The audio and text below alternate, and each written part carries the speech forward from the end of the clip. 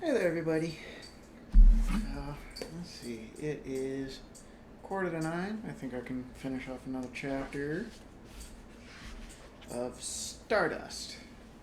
So, Chapter 4. Can I get there by candlelight? October moved further away with every step Tristan took. He felt as if he were walking into summer. There was a path through the woods, with a high hedgerow to one side, and he followed the path. High above him the stars glittered and gleamed, and the harvest moon shone golden yellow, the color of ripe corn. In the moonlight he could see briar roses in the hedge. He was becoming sleepy now. For a time he fought to stay awake, and then he took off his overcoat and put down his bag, a large leather bag of the kind that in 20 years' time would become known as a Gladstone bag, and he laid his head on the bag and covered himself with his coat.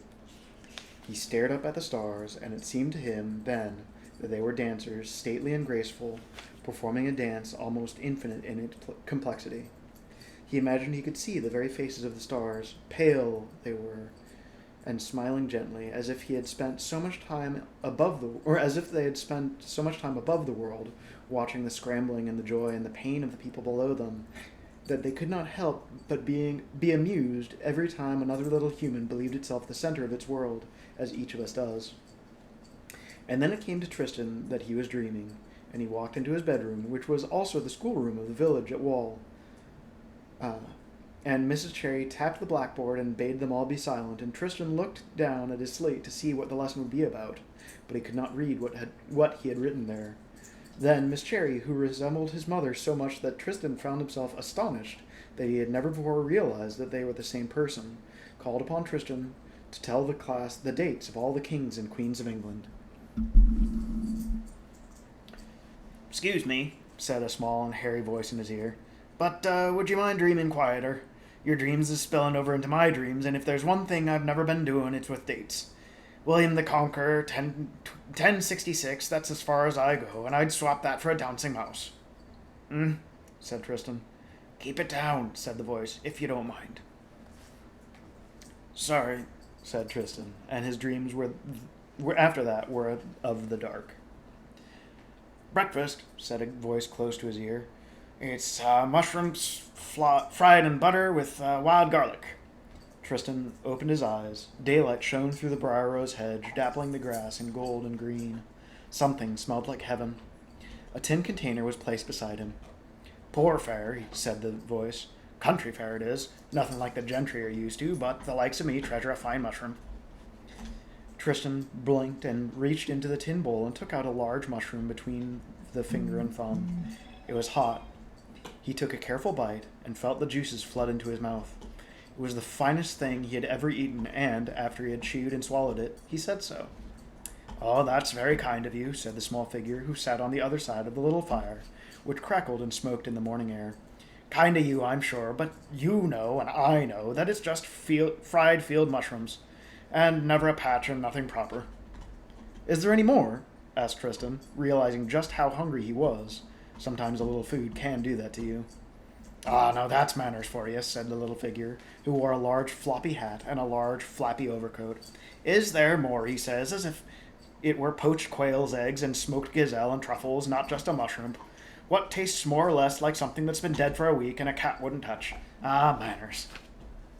"I really, truly would like another mushroom," said Tristan, only if it's not too much trouble.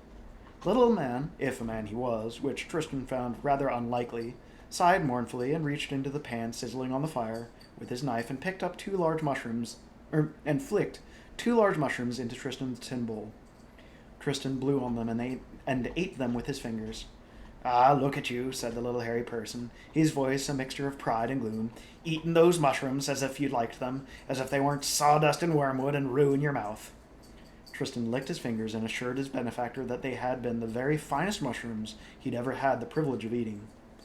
"You says that now," said his host with a gloomy relish, "but you'll not be saying that in an hour's time. They'll undoubtedly disagree with you, like the fishwife who disagreed with her young man over a mermaid. And that could be heard from Garamond to Stormold. Such language, it fair turned my ears blue, it did." The little hairy personage sighed deeply. "Talking about your guts, I'm going to attend to mine behind that tree over there. Would you mind doing me the signal honor of keeping an eye on that there pack of mine? I'd be obliged. Oh, of course, said Tristan politely. The little hairy man vanished behind an oak tree. Tristan heard a few grunts, and then his new friend reappeared, saying, There, I knowed a man in Pamphlegonia who'd swallow a live snake every morning when he got up. He used to say it was certain of one thing, that nothing worse could happen to him all day. Of course, they made him eat a bowl full of hairy centipedes before they hung him, so maybe that claim was a bit presumptive. Tristan excused himself. He urinated against the side of the oak tree, next to which was a small mound of droppings, certainly not produced by any human being. They looked like deer pellets or rabbit droppings. My name's Tristan Thorne, said Tristan, when he returned.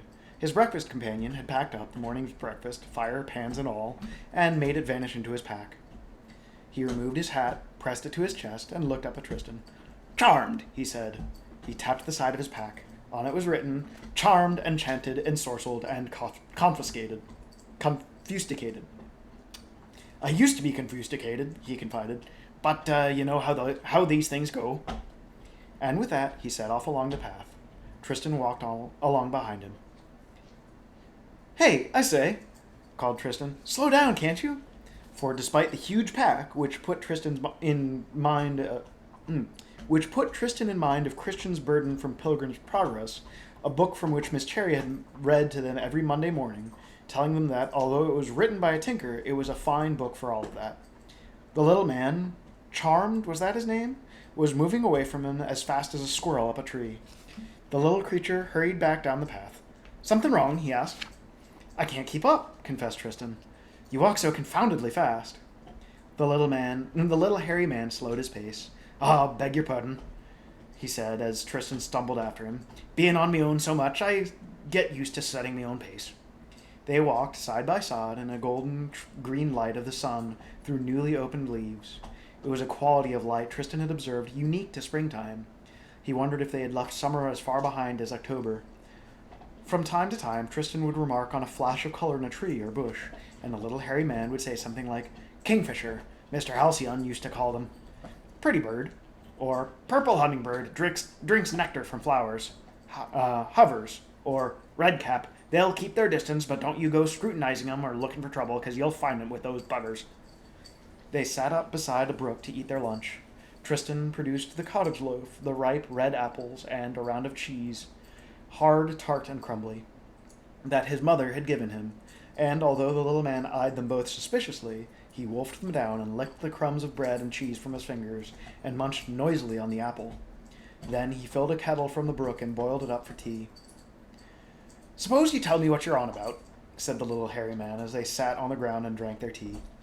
Tristan thought for some moments, and then he said, Well, I come from the village of Wall, where there lives a young lady named Victoria Forrester, who is without peer among women, and it is to her, and to her alone, that I have given my heart. Her face is... Usual complement of bits, asked the little creature. Eyes, nose, teeth, all the usual. Oh, of course. Well then, you can skip that stuff, said the little hairy man. We'll all take it as said. So what damn fool silly thing has this young lady got you a doing of? Tristan put down his wooden cup of tea and stood up offended. What? He asked in what he was certain were lofty and scornful tones. Would possibly make you imagine that my lady love would have sent me on some foolish errand.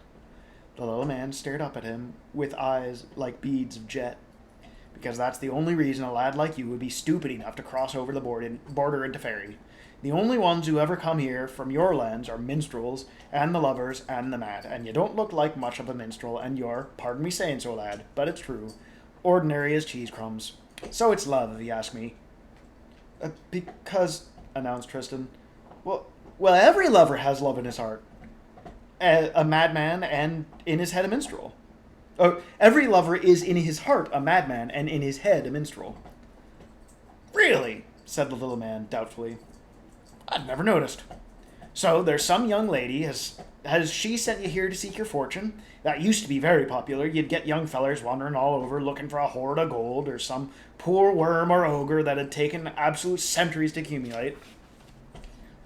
Oh, no, not my fortune. I was It was more of a promise I made to this lady I mentioned. We were talking, and I was promising her things, and we saw this falling star, and I promised to bring it to her, and it fell, and he waved an arm towards the mountain range, somewhere in the general direction of the sunrise. Over there.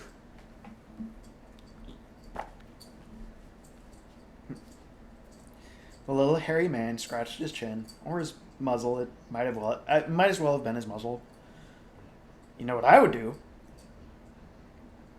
No, said Tristan, hope rising with him. What?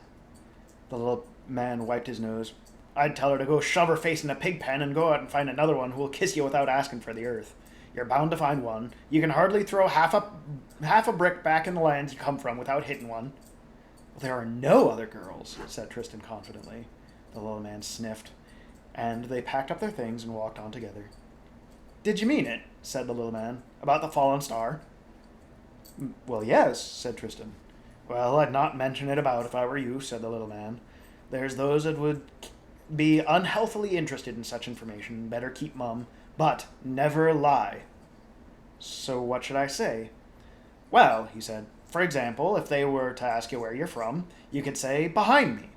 And if they'd ask you where you're going, you could say, in front of me. Oh, I see, said Tristan. The path they were walking became harder to discern. A cold breeze ruffled Tristan's hair, and he shivered. The path led them into a gray wood of thin, pale birch trees. Do you think it'll be far? Asked Tristan. To the star? How many miles to Babylon? Said the little man rhetorically. This wood wasn't here last time I was. This wood wasn't here last time I was, by the way. How many miles to Babylon? Recited Tristan to himself as they walked through the grey wood. 70 miles and 10. Can I get there by candlelight? Yes, and back again. Yes, if your feet are nimble and light, you can get there by candlelight. Ah, that's the one, said the hairy little man, his head questing from side to side as if he were preoccupied or a little nervous. It's only a nursery rhyme, said Tristan. Only a nursery? Bless me, there's some on this side of the wall that would give 7 years hard toil for that little cantrip. And back where you come from, you mutter 'em to babies alongside Rockabye Baby and Rub-a-Dub-Dub without a second thought. Are you chilled, lad? Now that I mention it, yes, I am a bit cold. Oh. Look around you. Can you see a path? Tristan blinked. The grey wood soaked up light and color and distance. He had thought they were following a path, but now that he tried to see the path, it shimmered and vanished like an optical illusion. He had taken that tree and that tree and that rock as markers on the path, but there was no path, only the murk and the twilight and the pale trees. Ah, now we're for it, said the hairy man in a small voice. Should we run? Tristan removed his bowler hat and held it out in front of him. The little man shook his head. Not much point, he said. We've walked into the trap, and we'll still be in it even if we runs. He walked over to the nearest tree, a tall, pale, birch-like tree trunk, and kicked it hard. Some dry leaves fell, and then something white tumbled from the branches to the earth with a dry, whispering sound. Tristan walked over to it and looked down, and it was the skeleton of a bird, clean and white and dry. The little man shivered. I could castle, he told Tristan, but there's no one I could castle with if it'd be any better off here than what we are. And there's no escape by flying, not judging by that thing. He nudged the skeleton with one paw-like foot. And your sort never could learn to burrow, not that that'd do us much good. Well, perhaps we could arm ourselves, said Tristan. Arm ourselves? Before they come. Before they... What? They're here, you puddin'head. It's the trees themselves. We're in a searwood. Searwood? It's my own fault. I should have been paying more attention to where we was going. Now you'll never get to your star, and I'll never get my merchandise. One day some poor bugger lost in this wood will find our skeletons picked clean as whistles, and that'll be that. Tristan stared about him. In the gloom, it seemed that the trees were crowding more thickly, although he had seen nothing actually move. He wondered if the little man were being foolish or imagining things. Something stung his hand. He slapped at it, expecting to see an insect. Instead, he looked down to see a pale yellow leaf. It fell to the ground with a rustle. On the back of his hand, a veining of red, wet blood welled up. The wood whispered around them. Was there anything we can do? Tristan asked. Nothing I can think of. If only we knew where the true path was. Even a searwood couldn't destroy the true path, just hide it from us, lure us off of it. But the little man shrugged inside. Tristan reached up his hand and rubbed his forehead. I do know where the path is, he said. He pointed. It's down that way. The little man's bead black eyes glittered. Are you sure? Well, yes, sir. Through that copse and up a little way to the right. That's where the path is.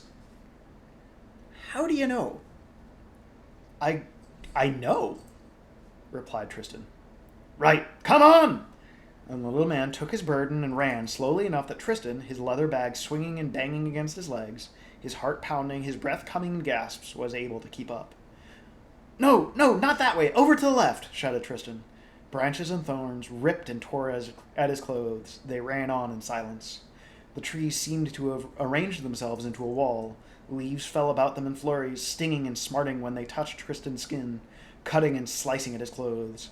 They clambered up the hill, swiping at the leaves with his free hand, swatting at the twigs and branches with his bag. The silence was broken by something wailing. It was the little hairy man. He had stopped dead where he stood and, his head thrown back, had begun to howl at the sky. Buck up, said Tristan. We're nearly there. He grasped the little hairy man's free hand with his own larger hand and pulled him forward. And then they were standing on the true path, a swath of green sward running around the grey wood. Are we safe here? Asked Tristan, panting and looking around apprehensively. We're safe as long as we stay on the path, said the little hairy man, and he put down his burden, sat down on the grass of the path, and stared at the trees about them. The pale trees shook, although no wind blew, and it seemed to Tristan that they shook in anger. His companion had begun to shudder, his hairy fingers raking and stroking at the green grass. Then he looked up at Tristan. I don't suppose you've such a thing as a bottle of something spirituous on you, or perchance a pot of hot sweet tea? No, said Tristan, I'm afraid not. The little man sniffed and fumbled at the lock of his huge package. Turn round, he said to Tristan. No peeking. Tristan turned away. There was a rummaging, scuffling noise, and then the sound of a lock clicking shut, and then, you can turn round if you like. The little man was holding up an enamel bottle. He was tugging vainly at the stopper. Would you like me to help you with that? Tristan hoped the little hairy man would not be offended by his request. He should not have worried. His companion thrust the bottle into his hands. There you go, he said. You've got the fingers for it. Tristan tugged and pulled out the stopper of the bottle. He could smell something intoxicating, like honey mixed with wood smoke and cloves. He passed the bottle back to the little man. It's a crime to drink something as rare and good as this out of a bottle, said the little hairy man. He untied a little wooden cup from his belt and, trembling, poured a small amount of the amber-colored liquid into it. He sniffed, then sipped it, and then smiled with small, sharp teeth. Ah, that's better. He passed the cup to Tristan. Sip it slowly, he said. It's worth a king's ransom, this bottle. Cost me 2 large blue-white diamonds, a mechanical bluebird which sang, and a dragon scale. Tristan sipped the drink. It warmed him down to his toes and made him feel like his head was filled with tiny bubbles. What are you doing, Goober? She's just licking the foot off of all the carpet, I guess. Ah, good, eh?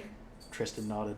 Too good for the likes of you and me, I'm afraid. Still, it hits the spot in times of trouble, which this certainly was one. Let's get out of this wood, said the little hairy man. Which way, though?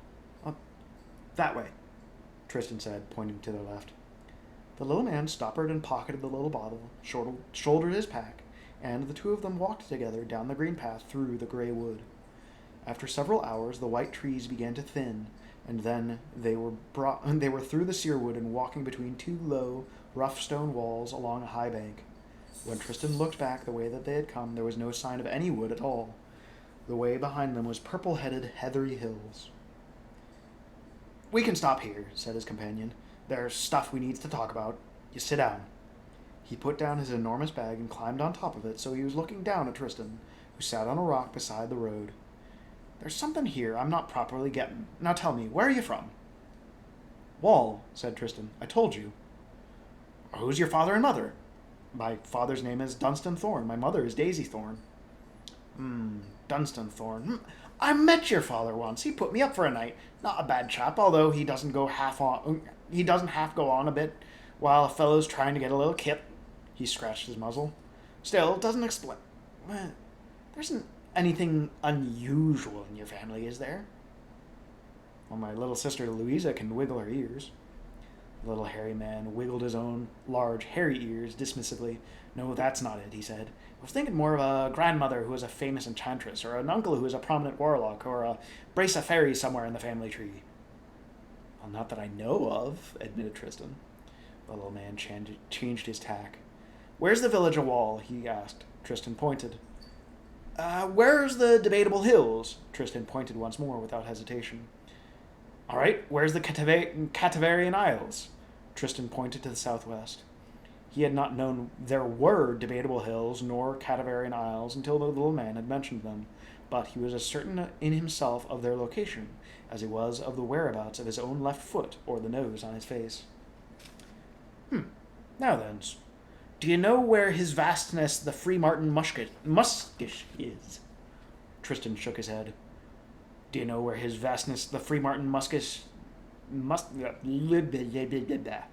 his vastness the Free Martin Muskish's transluminary citadel is? Tristan pointed with certainty. And what of Paris, the one in France? Tristan thought for a moment. Well, if the wall's over there, I suppose Paris must be in that same sort of direction, must it? Let's see, said the little hairy man, talking to himself as much as to Tristan. You can find places in Fairy, but not in your world, save for wall, and that's a boundary. You can't find people, but, tell me, lad, can you find the star you're looking for? Tristan pointed immediately. She's that way. It's that way, he said. That's good. But it still doesn't explain nothing. You hungry? A bit. I'm tattered and torn, said Tristan, fingering the huge holes in his trousers and in his coat, where the branches and thorns had seized at him, and the leaves had cut at him as he ran. Look at my boots. What's in your bag? Tristan opened his Gladstone bag. Apples, cheese, half a cottage loaf, and a pot of fish paste. Oh, and my penknife. I've got a change of underwear, a couple of pairs of woolen socks. I suppose I should have brought more clothes. Keep the fish paste, said his traveling companion, and he rapidly divided the remaining food into 2 equal piles. You done me a good turn, he said, munching a crisp apple, and I doesn't forget something like that. First, we'll get your clothes taken care of, then we'll send you off after your star. Yeah? Well, that's extremely kind of you, said Tristan nervously, slicing his cheese onto his crust of bread. Right, said the little hairy man. Let's find you a blanket. At dawn, 3 lords of Stormhold rode down the craggy mountain road in a coach pulled by 6 black horses. The horses wore bobbing black plumes. The coach was fresh painted in black, and each of the lords of Stormhold was dressed in mourning. In the case of Primus, this took the shape of a long black monkish robe. Tertius was dressed in the sober costume of a merchant in mourning, while Septimus wore a black doublet and hose, a black hat with a black feather in it, and looked for all the world like a foppish assassin from a minor Elizabethan historical play. The lords of Stormhold eyed each other, one cautious, one wary, one blank. They said nothing. Had alliances been possible, Tertius might have sided with Primus against Septimus, but there were no alliances that could be made. The carriage clattered and shook. Once it stopped for each of the 3 lords to relieve himself. Then it clattered on down the hilly road. Together, the 3 lords of Stormhold had placed their father's remains in the Hall of Ancestors. Their dead brothers had watched them from the doors of the hall, but had said nothing. Towards evening, the coachman called out, "Not away!" and he reined in his team outside a tumble-down inn built against what resembled the ruins of a giant's cottage. The 3 lords of Stormhold got out of the coach and stretched their cramped legs. Faces peered at them through the bottle-glass windows of the inn. The innkeeper, who was a choleric gnome of poor disposition, looked out the door. We'll need beds aired and a pot of mutton stew on the fire," he called. "How many beds to be aired?" asked Letitia, the chambermaid, from the stairwell. A very nice name, I must say. 3, said the gnome. "I'll wager they'll have their coachman sleep with the horses." 3 indeed, whispered Tilly, the pot girl, to Lacey, the ostler, when anyone could see a full 7 of those fine gentlemen standing out on the road. But when the lords of Stormhold entered, there were but 3 of them, and they announced that their coachman would sleep in the stables. Dinner was mutton stew and bread loaves so hot and fresh that they exhaled steam as they were cracked open, and each of the lords took an unopened bottle to the finest Burgundian wine, for none of the lords would share a bottle with his fellows, nor even permit the wine to be poured from the bottle into a goblet. This scandalized the gnome, who was of the opinion, not however uttered in the hearing of his guests, that the wine should be permitted to breathe. Their coachman ate his bowl of stew and drank 2 pots of ale, and went to sleep in the stables. The 3 brothers went to their respective rooms and barred the doors. Tertius had slipped a silver coin to Letitia, the chambermaid, when she had brought him the warming pan for his bed, so he was not surprised at all when, shortly before midnight, there came a tap-tapping on his door. She wore one piece of white chemise, and curtsied to him as he opened the door, and smiled shyly. She held a bottle of wine in her hand. He locked the door behind him and led her to the bed, where, having first made her remove her chemise, and having examined her face and body by candlelight, and proceeded to respect her for several paragraphs.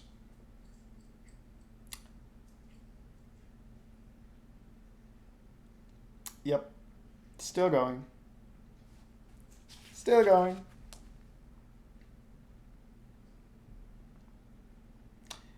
And so she gives him a bottle of wine to help him be ready for respecting her some more.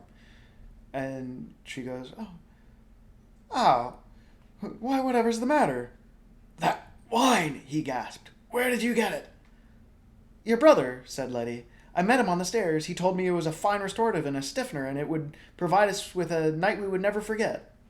And so it has, breathed Tertius, and he twitched once, twice, 3 times, and was very still.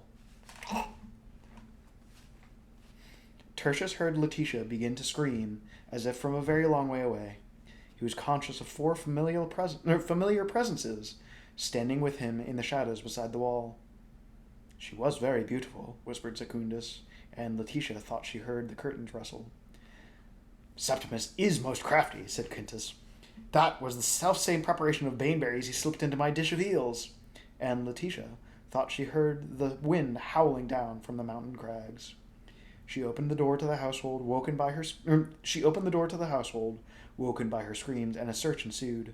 Lord Septimus, however, was nowhere to be found, and one of the black stallions was gone from the stable, in which the coachman slept and snored and could not be awakened. Lord Primus was in a foul mood when he arose the next morning. He declined to have Letitia put to death, stating that she was as much a victim of Septimus's craft as Tertius had been, but ordered that she accompany Tertius's body back to the castle Stormhold. He left her 1 black horse to carry the body and a pouch of silver coins. It was enough to pay a villager of Nottoway to travel with her, to ensure no wolves made off with the horse nor his brother's remains, and to pay off the coachman when he finally awoke. And then, alone in the coach, pulled by a team of 4 coal-black stallions, Lord Primus left the village of Nottoway in a significantly worse temper than when he had arrived. Brevis arrived at the crossroads, tugging at his rope. The rope was attached to a bearded, horned, evil-eyed billy goat, which Brevis was taking to market to sell. That morning, Brevis's mother had placed a single radish upon the table in front of him, and said, Brevis, son, this radish was all I was able to pull from the ground today, and our crops have failed, and all our food is gone. We've nothing to sell but the billy goat, so I want you to halter the goat, take him to the market, and sell him to a farmer. And with the coins you get for the goat, and you'll take nothing less than a florin, mark you, buy a hen, buy corn, and turnips, and perhaps we might not starve. So Brevis chewed his radish, which was woody and peppery to the tongue, and spent the rest of the morning chasing the goat round his pen, sustaining a bruise to the rib and a bite to his thigh in this process. And eventually, with the help of a passing tinker, he subdued the goat enough to have it haltered, and leaving his mother to bandage the tinker's goat-inflicted injuries, he dragged the billy goat towards the market. Sometimes the goat would take it into his head to charge on ahead, and Brevis would be dragged behind him, the heels of his boots grinding into the dried mud of the roadway, until the goat would decide suddenly and without warning, and for no reason Brevis was ever able to discern, to stop. Then Brevis would pick himself up and return to dragging the beast. He reached the crossroads on the edge of the wood, sweaty and hungry and bruised, pulling an uncooperative goat. There was a tall woman standing at the crossroads. A circlet of silver sat in the crimson headpiece that surrounded her dark hair, and her dress was scarlet as her lips. "What do they call you, boy?" she asked in a voice like musky brown honey. "They call me Brevis, ma'am," said Brevis, observing something strange behind the woman. It was a small cart, but there was nothing harnessed between the shafts. He wondered how it had ever even gotten there. "Hey, baby girl." "Brevis," she purred. "Such a nice name. Would you like to sell me your goat, Brevis boy?" Brevis hesitated. "My mother told me I was to take the goat to market," he said, "and to sell him for a hen and some corn and some turnips, and to bring her home the change." "Well, how much did your mother tell you to take for the goat?" asked the woman in the scarlet kirtle. "Nothing less than a florin," he said. She smiled and held up one hand. Something glinted yellow. "Why, I will give you a golden guinea," she said, "enough to buy a coopful of hens and 100 bushels of turnips." The boy's mouth hung open. "Do we have a deal?" The boy nodded and thrust out the hand which he held. I can't put the chair any lower, Pupper. So you need to move closer to me. Scooch. And scooch. And there we go, belly rubs. Okay, there we go, belly rubs. The boy nodded and thrust out his hand, which held the billy goat's halter. "Here," was all he could say, visions of limitless wealth and turnips beyond counting tumbling through his head. "Okay, Baldric." "A small turnip in the country." The lady took the rope. Then she touched one finger to the goat's forehead between its yellow eyes and let go of the rope. Brevis expected the billy goat to bolt for the woods or down one of the roads, but it stayed where it was, as if frozen in position. Brevis held out his hand for the golden guinea. The woman looked at him then, examining him from the soles of his muddy feet to his sweaty cropped hair, and once more smiled. "You know," she said, "I think that a matched pair would be so much more impressive than just one, don't you?" Brevis did not know what she was talking about and opened his mouth to tell her so, but she just reached out one long finger and touched the bridge of his nose between his eyes, and he found that he could not say anything at all. She snapped her fingers, and Brevis and the billy goat hastened to stand between the shafts of her cart, and Brevis was surprised to note that he was standing on 4 legs, and he seemed to be no taller than the animal beside him. The witch woman cracked her whip, and her cart jolted off down the muddy road, drawn by a pair of horned white billy goats. The little hairy man had taken Tristan's ripped coat and trousers and waistcoat, and, leaving him covered by a blanket, had walked into the village which nestled in the valley between the 3 heather-covered hills. Tristan sat under the blanket in the warm evening and waited. Lights flickered in the hawthorn bush behind him. He thought they were glowworms or fireflies, but, on closer inspection, he perceived that they were tiny people, flickering and flitting from branch to branch. He coughed politely. A score of tiny eyes stared down at him. Several of the little creatures vanished. Others retreated high into the hawthorn bush, while a handful, braver than the others, flitted towards him. They began to laugh in high, bell-like tones, pointing at Tristan in his broken boots and a blanket, and underclothes and a bowler hat. Tristan blushed red and pulled the blanket about himself. One of the little folks sang, "Hankety-pankety boy in a blanket, he's off on a goose chase to look for a star. Incontrovertibly journeys through fairy. Strip off the blanket to see who you are." And another one sang, Tristan Thorn does not know why he was born, and a foolish oath he has sworn, trows and coat and shirt are torn. So he sits here all forlorn, soon to face his true love's scorn. Winstron, Binstron, Tristan Thorn. "Oh, be off with you, you silly things," said Tristan, his face burning, and, having nothing on hand, he threw his bowler hat at them. Thus it was that when the little hairy man arrived back from the village of revelry, although why it was so called no man alive could say, for it was a gloomy, somber place, and had been for a time out of mind, he found Tristan sitting glumly beside a hawthorn bush, wrapped in a blanket, and bewailing the loss of his hat. "They said cruel things about my love," said Tristan. "Miss Victoria Forrester, how dare they?" Ah, little folk dare anything, said his friend, and they talks a lot of nonsense, but they talks an awful lot of sense as well. You listen to 'em at your peril, and you ignore 'em at your peril too. Which, honestly, is true of all small folk. They said I was soon to face my true love's scorn. Did they indeed? Said the little hairy man. The little hairy man was laying a variety of clothes out on the grass. Even in the moonlight, Tristan could see that the clothes he was laying out bore no semblance or manner to the clothes that Tristan had removed earlier in the day. In the village wall, men wore brown and gray and black, and even the reddest neckerchief worn by the readiest of farmers was soon faded by the sun and rain to a more mannerly color. Tristan looked at the crimson and canary and russet cloth, at the clothes which looked more like costumes of traveling players or the contents of his cousin Joan's charades chest, and said, "My clothes?" "Well, these are your clothes now," said the little hairy man. "I traded them.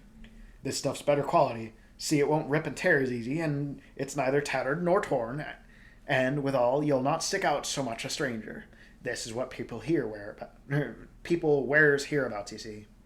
Tristan contemplated making the rest of his quest wrapped in a blanket, like a savage aboriginal from one of his school books. Then, with a sigh, he took off his boots and let the blanket fall to the grass, and the little hairy man as his guide. "No, no, no, laddie, those go over that. Oh, mercy, what do they teach them nowadays?" He was soon dressed in his fine new clothes. "Yeah, you look very comfy. You have a pillow to put your head on." Okay. The new boots fit him better than the old ones ever had. They certainly were fine new clothes, while clothes do not, as the saying would sometimes have it, make the man, and fine feathers do not make fine birds. Sometimes they can add a certain spice to the recipe. And Tristan Thorn in Crimson and Canary was not the same man that Tristan Thorn in his overcoat and Sunday suit had been. There was a swagger to his step, a jauntiness to his movements that had not been there before. His chin went up instead of down, and there was a glint in his eyes that he had not possessed when he had worn his bowler hat. By the time they had eaten the meal, the little hairy man had brought back with him from revelry, which consisted of smoked trout, a bowl of fresh shelled peas, several small raisin cakes, and a bottle of small beer. Tristan felt quite at home in his new garb. "Now then," said the little hairy man, "you've saved my life, laddie, back there in the Searwood, and your father, he done me a good turn back before you was born, and let it never be said that I'm a cove who don't pay his debts." Tristan began to mutter something about how his friend had already done more than enough for him, but the little hairy man ignored him and continued, "So I was a-pondering. You know where your star is, don't you?" Tristan pointed without hesitation to the dark horizon. "Now then, how far is it to your star? Do you know that?" Tristan had not given the matter any thought hitherto, but he found himself saying, a man could walk, only stopping to sleep while the moon waxed and waned above him, half a dozen times, crossing treacherous mountains and burning deserts before he reached the place where their star had fallen. It did not sound like the kind of thing that he would say at all, and he blinked in surprise. And for our youngins, that means he could walk for 6 months, only stopping to sleep. "As I thought," said the little hairy man, approaching his burden and bending over it, so that Tristan could not see how it unlocked. "And it's not like you're the only one who'll be looking for it. You remember what I told you before about digging a hole to bury my dung in? Not that. About telling no one my true name nor my destination? Nor that." "Well, then what? How many miles to Babylon?" recited the man. "Oh, yes, that. Can I get there by candlelight there and back again?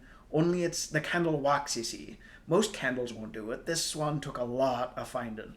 And he pulled out a candle stub the size of a crabapple and handed it to Tristan. A crabapple is a little bit smaller than this. Again, for the little ones. Tristan could see nothing in any way out of the ordinary about the candle stub. It was a wax candle, not tallow, and it was much used and melted. The wick was charred and black. What What do I do with it? He asked. All in good time, said the little hairy man, and took something else from his pack. Take this too, you'll need it. It glittered in the moonlight. Tristan took it. The little man's gift seemed to be a thin silver chain with a loop at each end. It was cold and slippery to the touch. What is it? The usual, cat's breath and fish scales and moonlight on a mill pond. Melted and smithied and forged by the dwarves. You'll be needing it to bring your star back with you. I will? Oh, yes. Tristan let the chain fall into his palm. It felt like quicksilver. Where do I keep it? I have no pockets in these confounded clothes. Wrap it around your wrist until you need it. Like that. There you go. But you've got a pocket in your tunic under there, see? Tristan found the concealed pocket. Above it there was a small buttonhole, and in the buttonhole he placed the snowdrop, the glass flower that his father had given him as a luck token when he had left Wall. He wondered whether it was, in fact, bringing him luck, and if it were, was it good luck, or was it bad? Tristan stood up. He held his leather bag tightly in his hand. Now then, said the little hairy man, this is what you got to do. Take the candle in your right hand, I'll light it for you, and then walk to your star. You'll use the chain to bring it back here. There's not much wick left on the candle, so you'd best be snappy about it, and step lively. Any dawdling, and you'll regret it. Feet be nimble and light, yes? I suppose so, yes, said Tristan. He stood expectantly. The little hairy man passed a hand over the candle, which lit the flame yellow above and blue below. There was a gust of wind, but the flame did not flicker, not even the slightest bit. Tristan took the candle in his hand and began to walk forwards. The candlelight illuminated the world, every tree and bush and blade of grass. With Tristan's next step, he was standing beside the lake, and the candlelight shone brightly on the water. And then he was walking through the mountains, through lonely crags, where the candlelight was reflected in the eyes of creatures of high snows.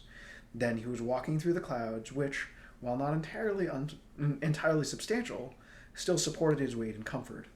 And then, holding tightly to his candle, he was underground, and then the candlelight glinted back at him from the wet cave walls.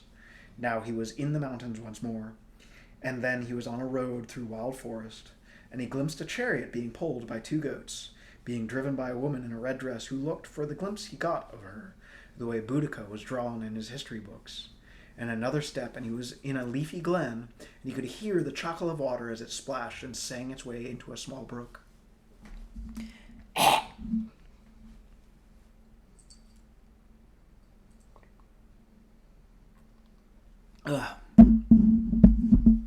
Excuse me. He took another step, but he was still in the glen.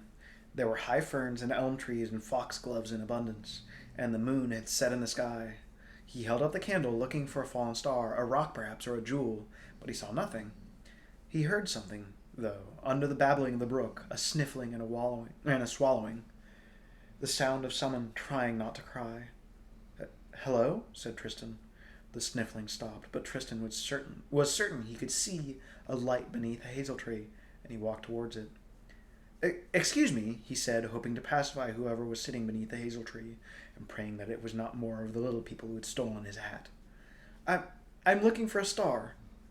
In reply, a clod of wet earth flew out from under the tree, hitting Tristan on the side of the face. It stung a little, and fragments of earth fell down his collar and under his clothes. I won't hurt you, he said loudly. This time, another clod of earth came hurtling towards him. He ducked out of the way and smashed into an elm tree behind him. He walked forwards. And it smashed into an elm tree behind him. He walked forwards. Go away! Go away! Said a voice, all raw and gulping, as if it had just been crying. Just go away and leave me alone! She was sprawled awkwardly beneath the hazel tree, and she gazed up at Tristan with a scowl of complete unfriendliness. She hefted another clod of mud at him, menacingly, but did not throw it. Her eyes were red and raw. Her hair was so fair it was almost white. Her dress was of blue silk, which shimmered in the candlelight. She glittered as she sat there. Please don't throw any more mud at me, pleaded Tristan. Look, I don't mean to disturb you. It's just that there's a star fallen somewhere around here, and I have to get it back before the candle burns out. I broke my leg, said the young lady. I'm sorry, of course, said Tristan, but the star. I broke my leg, she told him sadly, "when I fell." And with that, she heaved her lump of mud at him. Glittering dust fell from her arm as it moved. The clod of mud hit Tristan in the chest.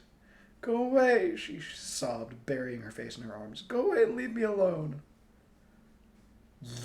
You're the star," said Tristan, comprehension dawning. "And you're a clodpole," said the girl bitterly. "And a ninny and a numbskull, a lackwit and a coxcomb."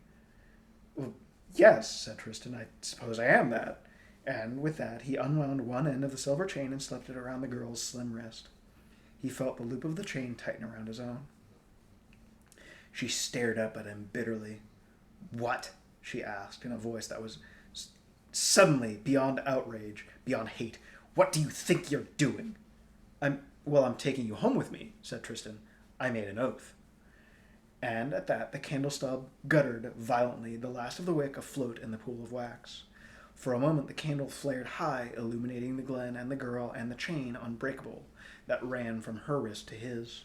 And then the candle went out. Tristan stared at the star, at the girl, and, with all his might, he managed to say nothing at all. "Can I get there by candlelight?" he thought. There and back again. But the candlelight was gone. The village wall was 6 months' hard travel from here. I just want you to know," said the girl coldly, "that whoever you are and whatever you intend with me, I shall give you no aid of any kind, nor shall I assist you. I shall do whatever is in my power to frustrate your plans and devices." And then she added, with feeling, "Idiot." Said Tristan. "Can you walk?" "No," she said. "My leg's broken. Are you deaf as well as stupid?" "Do your kind sleep?" he asked her. "Of course, but not at night. At night, we shine." "Well," he said, "I'm going to try and get some sleep. I can't think of anything else to do. It's been a very long day for me, what with everything. And maybe you should try to sleep too. We've got a long way to go." The sky was beginning to lighten. Tristan put his head on his leather bag in the glen and did his best to ignore the insults and imprecations that came his way from the girl in the blue dress at the end of the chain. He wondered what the little hairy man would do when Tristan did not return.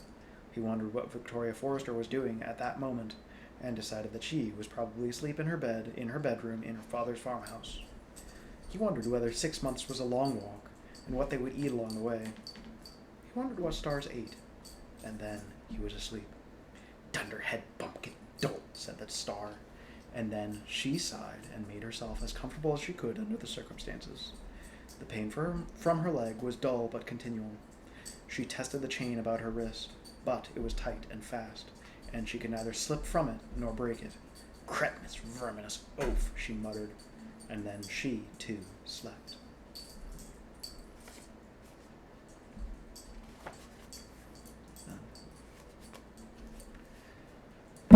Oh. You up to Mr. Flubber? You guys missed the most belly rub of ever belly rub poses. But she is right here, and she is very good. You want to say hello? Love you, baby. You're my sweet little girl. I love you very much. Oh, you want me to go to bed? I see how it is. I still have 20 whole minutes, so I can do whatever I want, because I'm an adult. She is guilt-tripping me with the biggest, brownest eyes. We can go to bed. I love you. Go on. Yeah, I know. We'll go to bed. I have to tell everybody good night. I know. I'm so mean all the time. I love you. It's okay. Go to bed.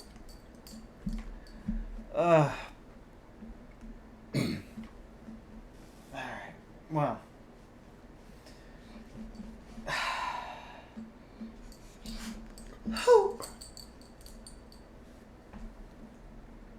You should see how good she is being. There's a little girl.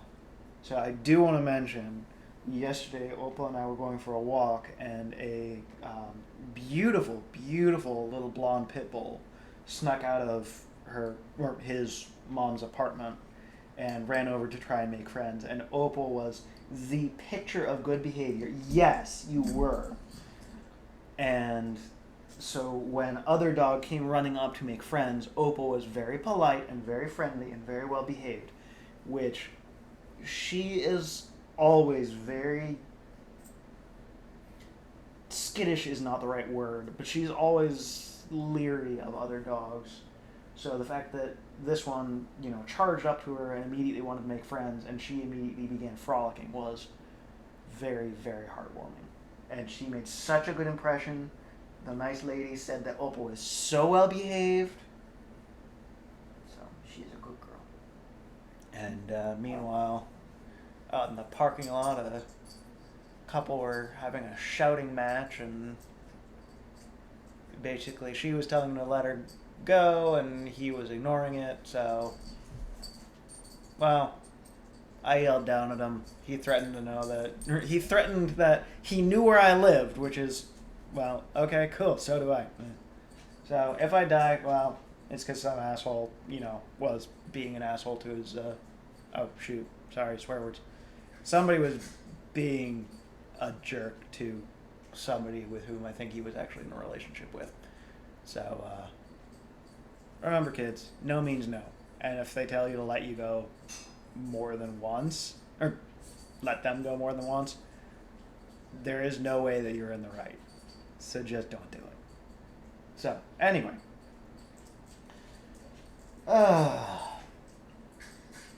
Babble. So, you guys have more important things to do than to listen to me. So, get some rest and do your best. Try to become somebody who you can be proud of. And remember that if people can hate without knowing a single thing about you, then I can love you for exactly the same reason. So take good care of yourself, okay? You're very important. Good night, dear.